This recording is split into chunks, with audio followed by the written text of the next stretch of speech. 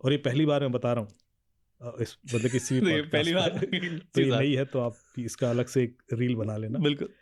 बोले साहब फोन चोरी होता है और यूपीआई से पैसे निकल जाते हैं। फोन तो चोरी मैंने होता कहा है? फोन चोरी हुआ तो यूपीआई से पैसे कैसे निकल जाते हैं? बोले नहीं निकल जाते हैं। मैंने कहा आईफोन के भी? हाँ आईफोन के भी मेरे पास एफआईआर पड़ी है, केसेस देख लीजिए आप। हमने डेटा मंगाया एनपीसीआई से तो उसमें लॉग में भी है कि हाँ भाई निकला है। तो अब मान के चलिए कि आपका आईफोन चोरी हुआ सर आईफोन तो इतना स्ट्रांग होता है फिर? तो उसमें हमें दो चीजें करनी पड़ेंगी। आईफोन का पहले पासकोड क्रैक करना पड़ेगा और फिर वो जो यूपीआई का पिन भी चाहिए। यूपीआई का पिन भी तो नहीं पता। जब तक वो दोनों चीजें नहीं होंगी आप कैसे पैसे निकाल लोगे? तो फोन चोरी होके पैसे क्यों निकल रहे हैं, ये प्रॉब्लम स्टेटमेंट थी और it was established in investigation also कि हाँ भाई एफआईआर है। मैंने पूरा डिटेल भी देखे, लॉग भी देखे, और वो इतना क्विक हुआ है कि फोन चोरी हुआ है और 15 मिनट 20 मिनट में पैसे निकल गए, ऐसा वाला है। तो कुछ ऐसी ट्रिक है जो फट से हो जाती है, ऐसा कुछ था। तो हम रिवील कर रहे हैं, किसी के पैसे मत निकालना। देखिए हम लोग एक चीज भूल गए कि जो हमारा एनपीसीआई सिस्टम है वो सिर्फ स्मार्टफोन पर नहीं चलता, वो फीचर फोन पर भी चलता है। ओके गॉट इट सर, समझ गए? जो वो कीपैड वाला फोन है उस पर भी यूपीआई पेमेंट हो जाता है।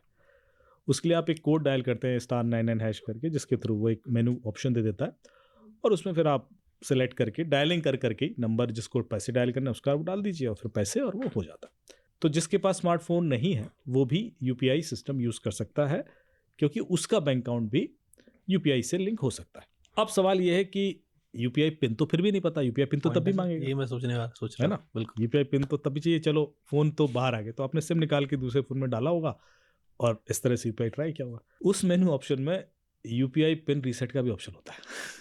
अरे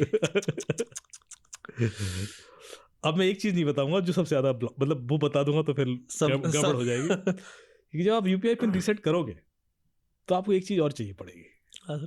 वो मैं नहीं बताऊंगा कैसे अचीव करोगे, उसका भी ट्रिक है। बट यूपीआई पिन फिर आप रीसेट कर सकते हो। यदि आपने कर लिया तो फिर आप चला ही लोगे। तो ये एक रिस्क मैंने आइडेंटिफाई किया है, फर्स्ट टाइम मैं बता रहा हूँ। सो अब बचना कैसे? बिल्कुल सर, मतलब ये बहुत बड़ा खतरा लग रहा है। मतलब हाँ, ये इवन क्रिमिनल्स भी इसको देखेंगे। अभी कल से होना शुरू हो जाएंगे चोरी के फोन कहाँ है भाई। Literal sir, please sir solution sir बड़ा सिंपल सा है।